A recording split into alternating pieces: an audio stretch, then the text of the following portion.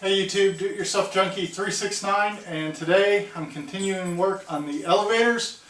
I'm going to finish those up. I actually already have one finished, but I figured you need to see the attachment of the trim tab, because I might have some specific stuff to point out here while I'm doing it based on my experience with the other one. And then once I get that finished, I'll be moving on to the horizontal stabilizer.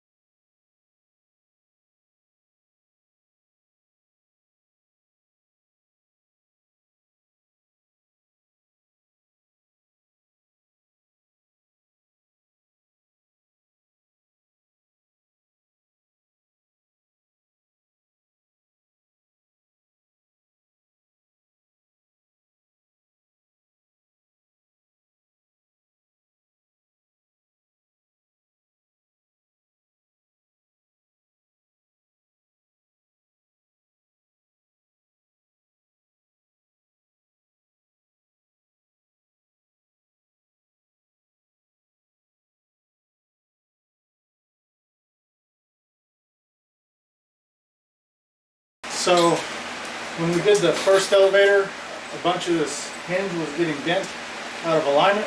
I'm going to stick the hinge pin in there and try to keep stuff lined up while we rivet this hinge in place.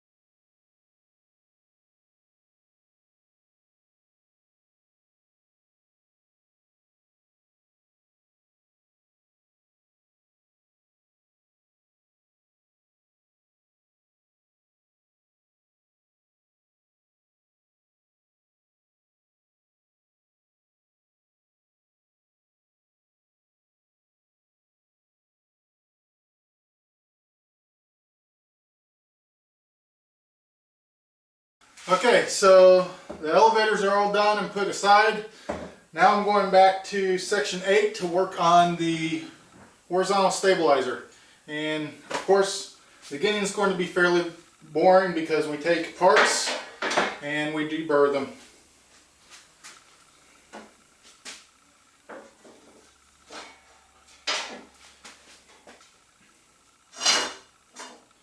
And this piece is long enough that you pretty much need both your tables pushed in the end to work on it.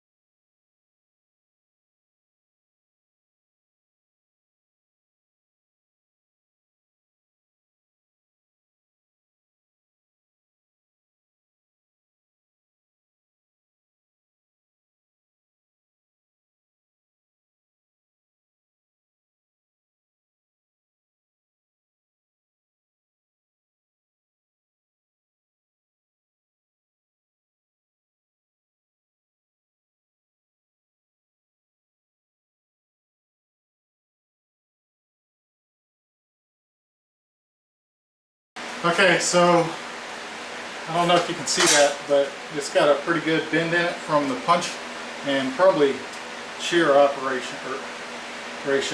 So basically what you do is you clamp it in a vise, preload it in the direction that it needs to be straightened, and then whack it with the mallet near the vise, not out here. So I'll probably be doing that over here real quick.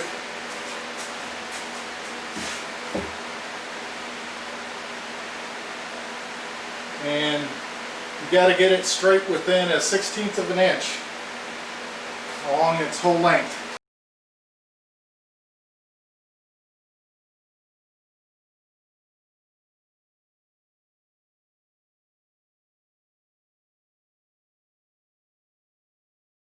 Wow, that there's still a bend here, but the whole rest of it seems to be straight except for right in here. Okay, now it's straight.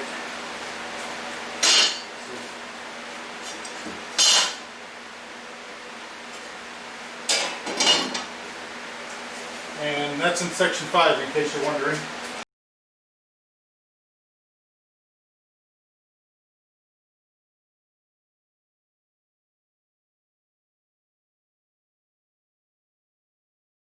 Now, on this page there's a detailed section of the drawing, or basically an enlarged portion of the spar doubler. And there's very specific holes on there you have to drill and some that you don't drill. And so pay particular attention to that. I'm going to circle them to make sure I do not drill them. And then later there's some holes that you drill but you don't rivet. So I'll be circling those later when I get to the riveting part.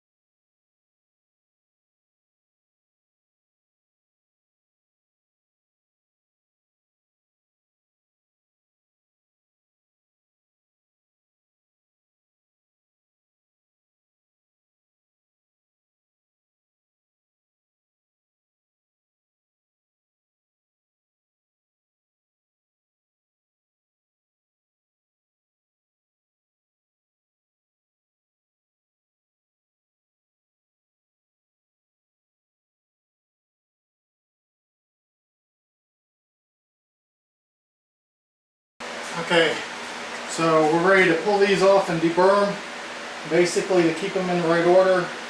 Marking this end left, that end right, and then I'm going to go 1, 2, 3, 4 down the line for the brackets. And then on this,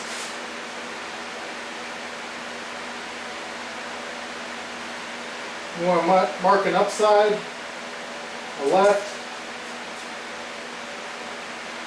and a right. To keep this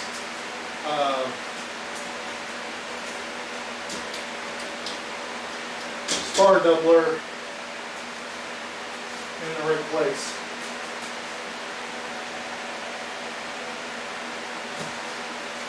And after that, the parts will get wiped down and they're ready for priming. I guess I'll see if I can prime inside possibly, so I can keep going. It is dark outside. Summer's no longer here, I guess. And also, I'll probably send a message to a couple friends, see if they want to come over and buck some of the rivets that are going to go in tomorrow if they're free. Because I'll show them the plane to them Thursday, and they seem pretty interested in it. And I think once I get them past the fear of them messing something up, which they aren't going to do, or at least I'll try not to let them, I bet I could get them to put a few rivets in, and that's not something a whole lot of people get to say they've done, is work on an airplane. So I think they'll enjoy that. I know my parents did, my kids did, in-laws, well, my brother-in-law and my father-in-law hasn't done anything yet. I need to get him out here and do a little bit on it, see if he's even remotely interested. I think I let my brother-in-law's kids do it. They loved it. If I'm not misremembering, I think I allowed them to do it. And it's just something that is cool. It's like, here's an airplane, which is amazing enough. Now, hey, like, put in a rivet for me, which is just something that most people can't imagine doing. And my parents especially were like, oh, they didn't want to mess it up. And I was like, I'm not going to let you mess it up.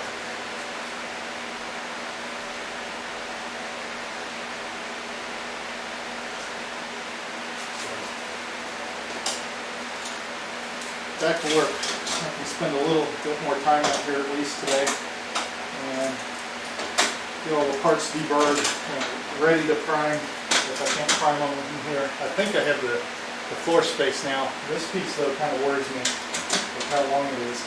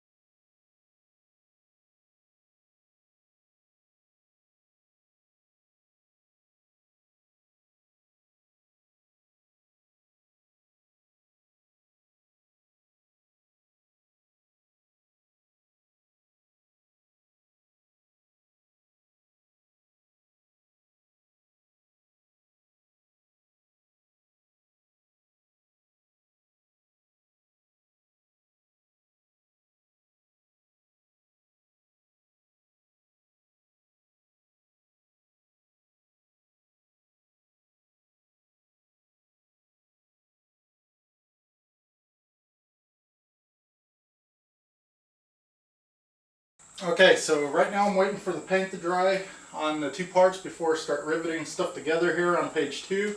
So I'm going to skip to page 3 real quick and basically get the parts gathered up that I need for the next steps.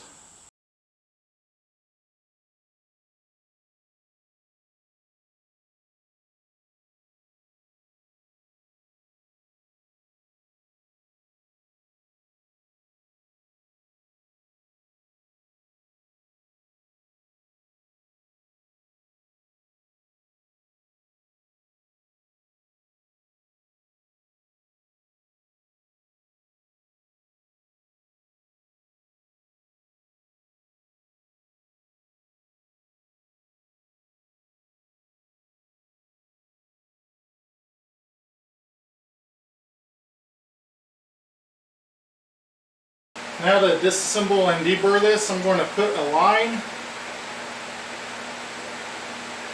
on the bearing and the brackets. That way these 6 holes in here can get lined up exactly how they are right now when I put it back together, by lining up the lines between the 3 pieces. And now that I have it slightly apart, I'm going to mark one of these with an L, and then the side that mates to it, I'll put an L on it. That way I don't accidentally rotate it around 180 degrees.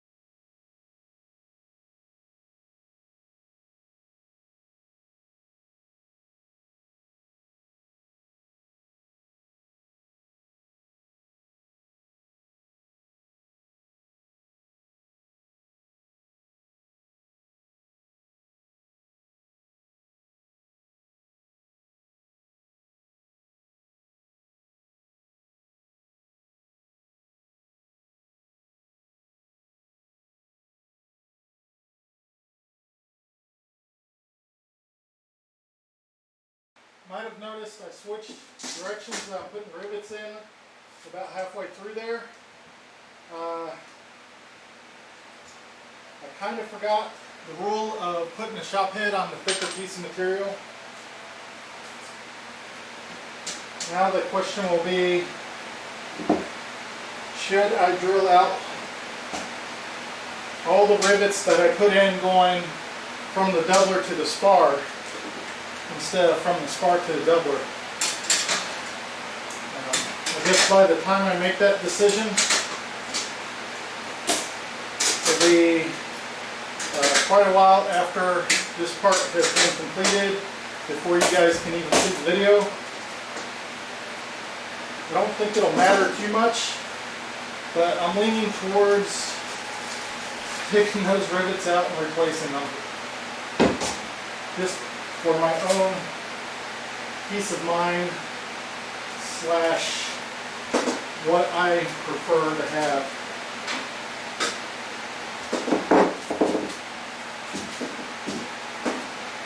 And just right there, I almost did it again. The only part of me that's leaning towards not doing this is the part that looks at it and goes, that's a lot of rivets to drill out. And then the high likelihood of me having to buy more rivets and waiting for them to come in.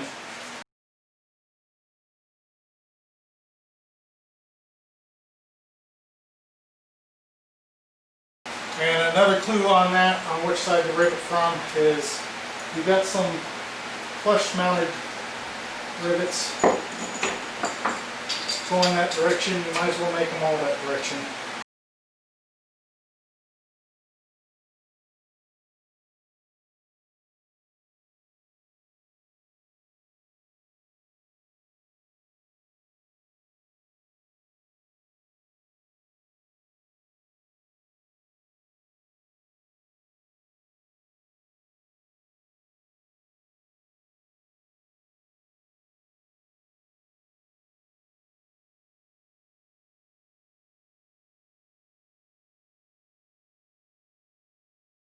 And then going the same way, spar to steel, so shop head's going to be on the steel.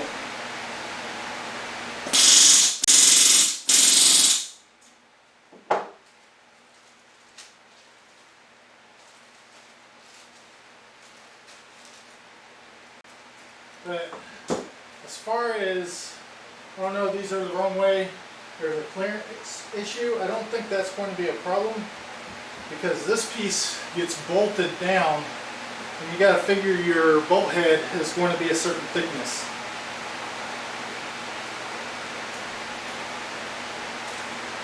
So I don't see having the shop head on the wrong side being an issue.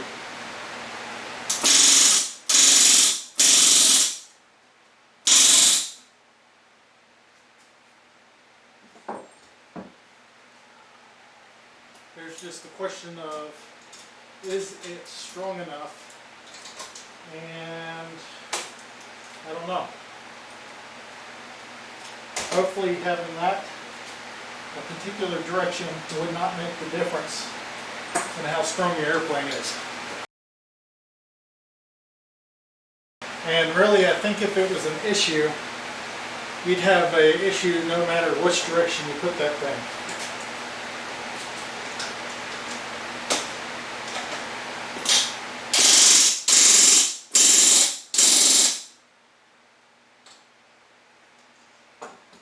Because theoretically, any load that the manufacturer head sees, the shop head should also be seeing the same load.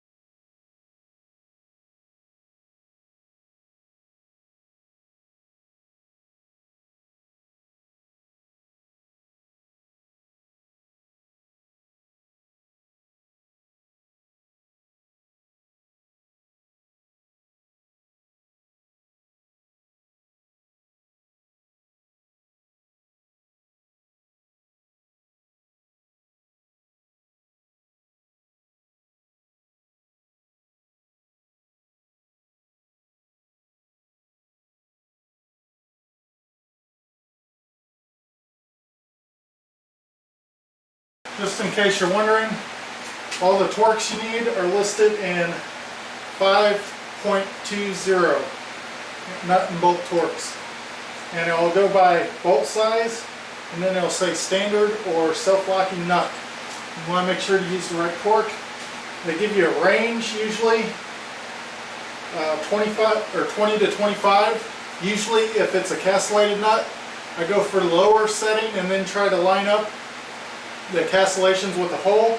If it's a standard like safety wire nut or something else of that sort where you're not lining up castellations, I go for the max torque. Some people will go for the middle, and then you have to select a torque wrench that has a error range that fits within the range of your torques given. So like 20 to 25 inch-pounds, you're going to set your torque wrench to 22.5 inch-pounds, and then your torque wrench has to be capable of plus or minus 2.5 inch-pounds. If that makes any sense to you guys. Hopefully it does. But the previous way, min for castellated nuts, max for everything else, is what we did in the aviation, or at least the squadron I was within, for the Marine Corps. So that's what I like to stick to.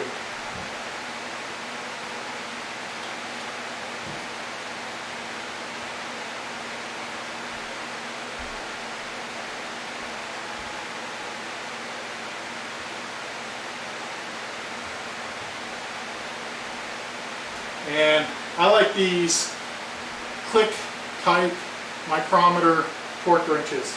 I think they're better than everything else out there.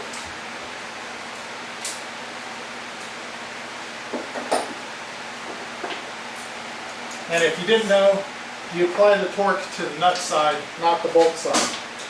The bolt side you just hold with a wrench. And you should never use a torque wrench to loosen. And then also, I don't even like using a torque wrench to tighten down. Basically, I get the fittings hand tight and then do the final tightening with the torque wrench, the final torque. And it's always a good idea to kind of go in a cross pattern if it's available.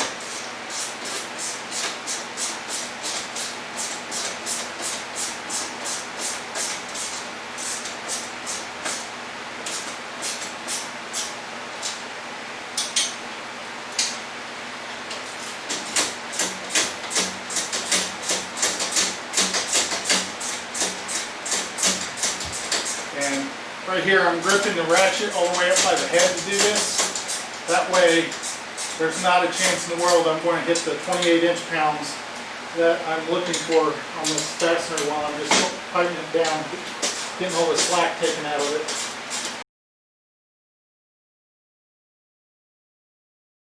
And just be aware when you have a foot-long torque wrench like this doing 28 inch-pounds,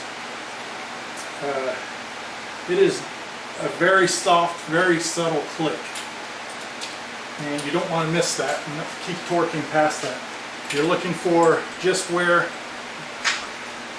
me see if I can get it close enough. You're looking for where just this socket head breaks over like that. And there's a very slight click noise.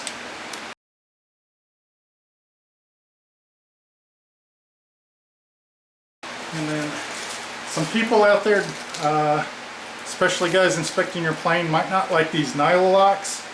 I think they're okay. Just remember, once you put it on there and torque it, that's it. If you pull it off, you should replace it. And then usually bolts get replaced too, depending on what you torque them to. What happens is, if you torque a bolt how it's supposed to be torqued, like say on the head of your car, you'll actually stretch the bolt, and when you loosen the bolt to take it out, it's not going to stretch back to its original form.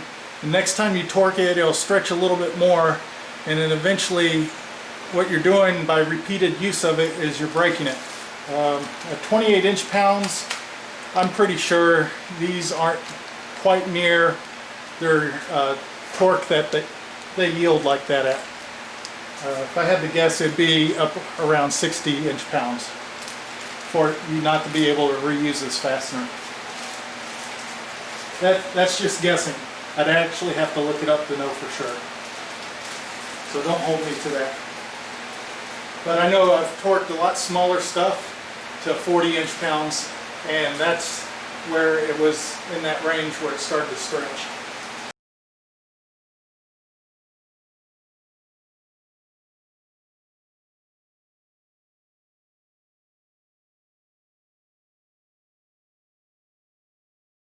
Man, I wish I had a mill to do this next part. It would make it a lot easier.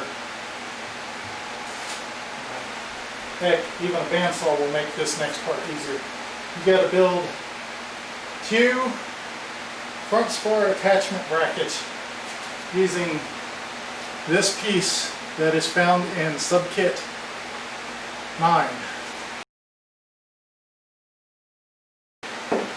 And I think first step I'm going to do, both these pieces are just under 2 inches.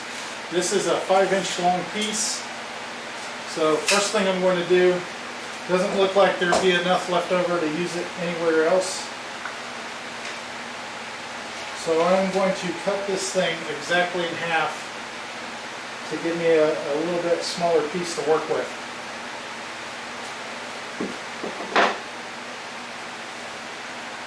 And it looks like these 2 pieces are kind of mirrored and have an angle cut in it, and then one side is left square.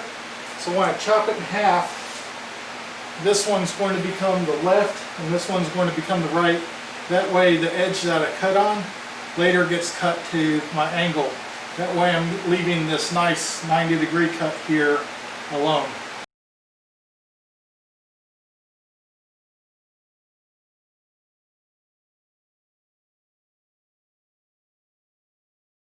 I decided against cutting it in half because that would cause me to do a whole extra cut. I'm just going to cut that angle in there from the start, and that will save me a little bit of work, and this big of a piece might be easier to make that cut. Except for the dimensions that I was about to cut in here is with this edge trimmed off. So that makes it a little bit harder. Need to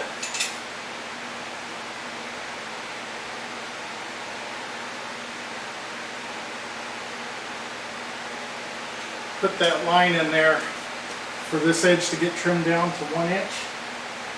And then from there, I can measure over the 1 inch and 21/32 along that line, not along the edge. Otherwise your piece will end up wrong.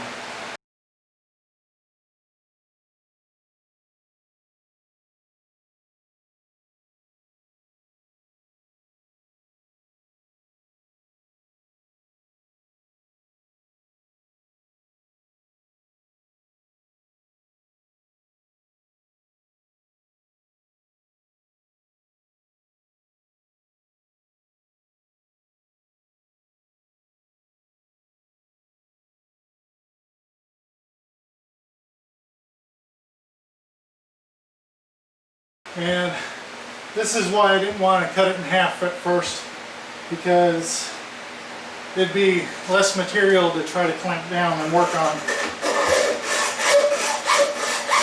making this cutting harder. Now the next step would be to cut the 2 legs down to the proper dimension. One being 2 3/8, and the other is 1 inch. And you can see that in the side view. So if you're not familiar, looking at the drawing, you have a view here, a view here, and a view here. This is your top view, your front view, so it should go something like this. Top view, front view, and then your side view. So looking at the side view will give you the length of this leg and this leg. So 1 3/8 and 1 inch. How to read that is covered in the front of the, I think it's in section 5 if I remember correctly. And then the only other advice I have for this type of stuff is pay attention to where your dimensions are coming off of. It's really important.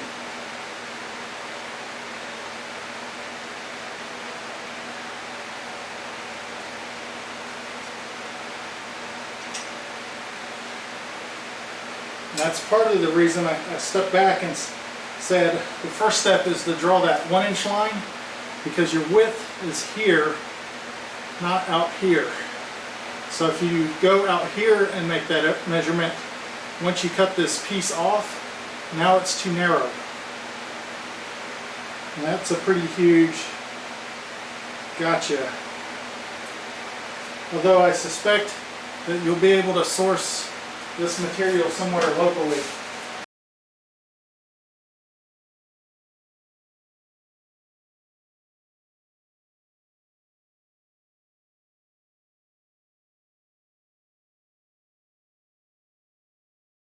And that's another reason I cut that piece down to the correct length first, is cutting this huge chunk off of there would have been very time consuming for the whole 5.5-inch piece or 5-inch piece. And you got to figure that's done. And if I left it as one piece, I still wouldn't be through one leg of it yet. So at this point, I would suggest cleaning up the edges and rounding off the corners, because after that you're ready to drill, and then you could deburr and be done.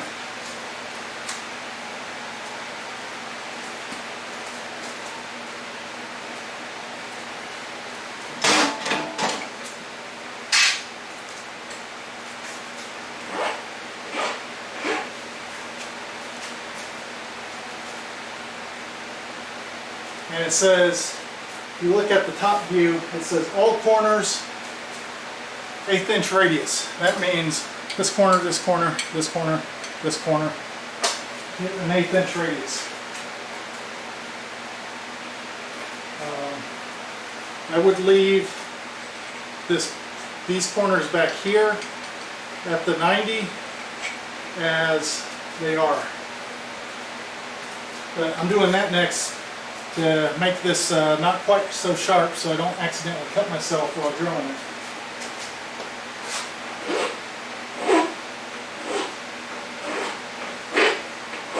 And you can use a flap sander for this step. The only thing I wouldn't recommend is putting it on a grinding wheel, because it is aluminum and you can clog up the pores of your grinding wheel, and then if it gets hot enough, especially like if you go back to using it on steel, they'll produce gases and cause the grinding wheel to split or even basically explode apart while you're using it. And it's funny, I haven't heard a lot of people, I haven't come across a lot of people that know that for some reason. Guys who actually do machine work. About the only thing they ever say is don't use aluminum wheels on steel and steel wheels on aluminum, because then you cross-contaminate when you get ready to weld. Fastest way I know to do this is you put a 45 in it, and then from there work on smoothing it out.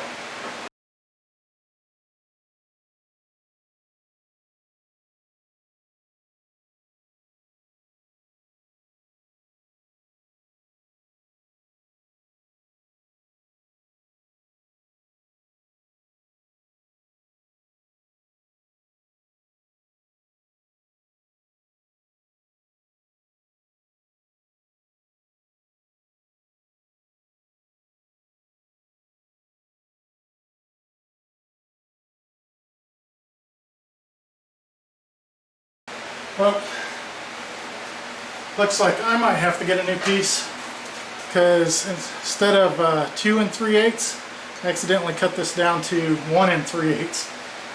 Oh man, that was a stupid mistake. But just in case you're wondering, you're like, oh, I can't go out and find the right aluminum. I mean, I can find aluminum this size, but how do I know it's the correct aluminum? Well, this is 6061 T6. So that is the 6061 is the type of aluminum, and T6 is the heat treat that's on it. So as long as you get that, you've got something that matches, as long as it's the right dimensions as well. And it's 2 by 2.5 inches, and then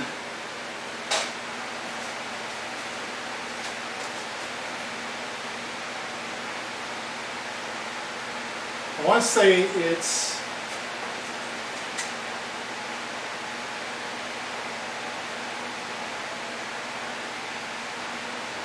it's like 3/16 inch thick, which is the 187 number, I believe. Let me check that real quick.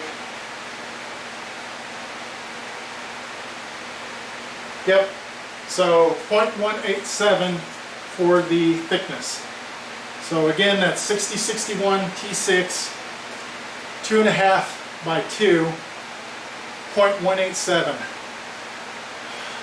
I'm going to see if I can salvage this piece and make both the remaining pieces out of it, but I might be looking for a piece of aluminum to do this. And that kind of sucks because I spent a lot of time on making this really nice too. Like sanding it down and getting all the tool marks out of it. Rounding those edges exactly at a 1/4 or an 1/8 inch radius. Yeah, right. Oh man, stupid mistake. So that's my first really major mistake. My goal was to get through this without any mistakes that would cost me buying a new part. So we'll see if I need to buy a new piece of this somewhere. But that's going to end it for this video. Let me stop my timer here.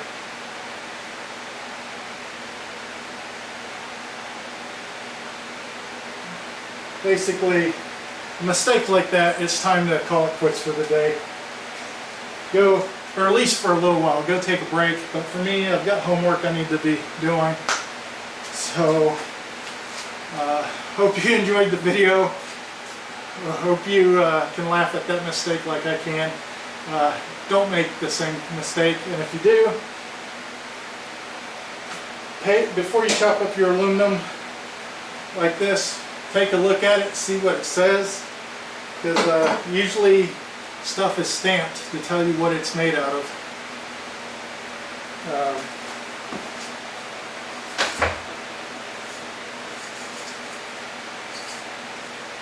This stuff is stuff from Home Depot or Lowe's, and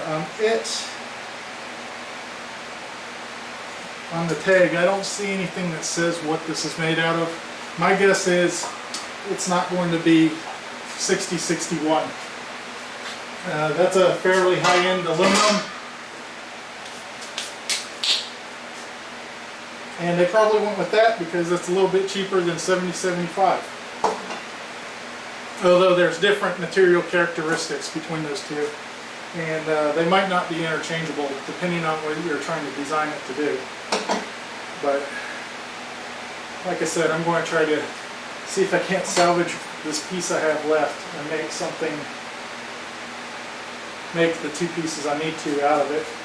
It's going to be really close. In fact,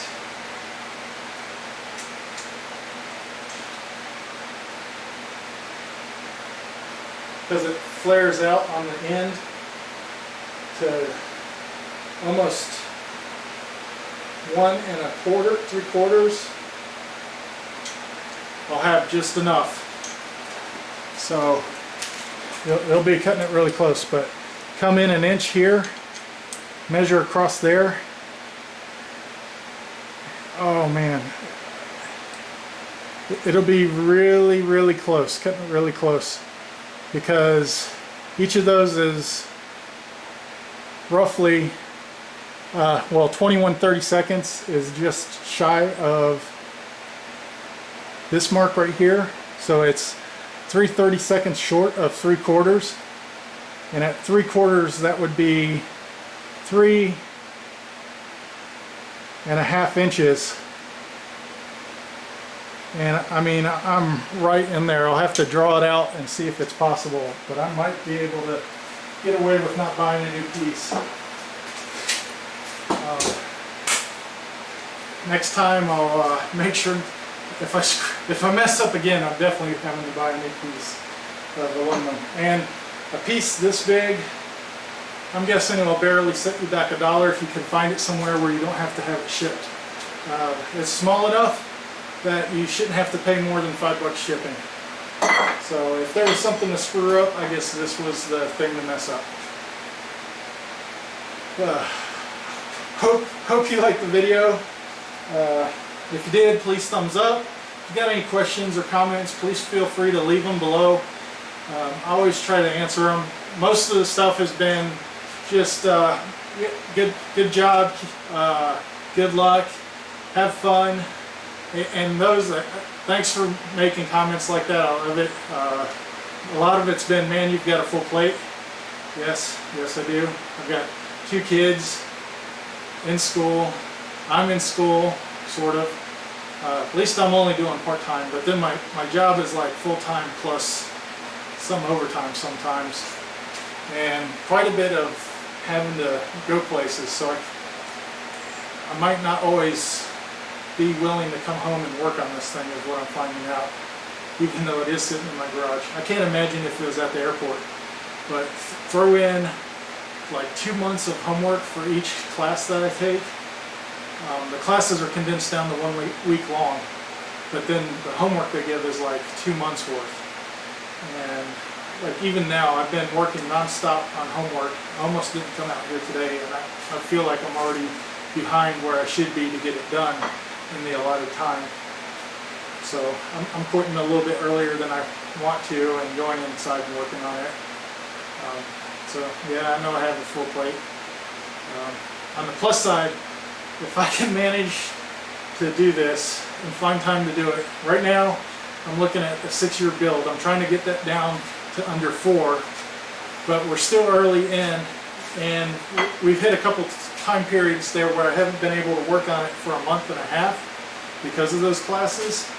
And once I get out of that and I start putting in more time that I was putting towards schoolwork, that projected finish date will slip back to the left, and since it's moved out to the right.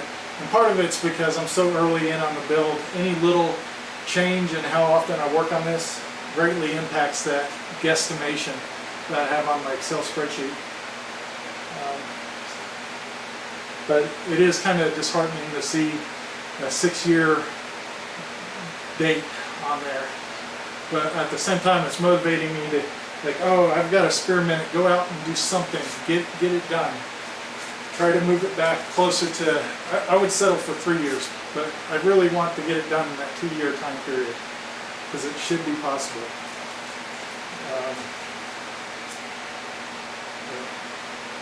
Thanks for you guys that have subscribed. If you haven't subscribed, please do so. I think I'm about to hit 200. Thank you everybody that subscribed so far. We've already exceeded what I thought people would do. And hopefully you like some of my other videos.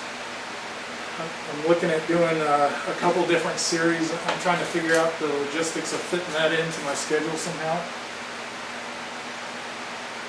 And if you are going to build an RV and you like these videos, or these videos that help you say like, oh, that guy has everything in the world going on and finds spare time for this, I can do it too.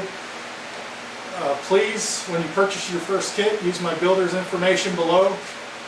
I don't know if they'll require my name to do it. It should get away with just my builder's number and the type of aircraft I'm building. From there, they know who I am.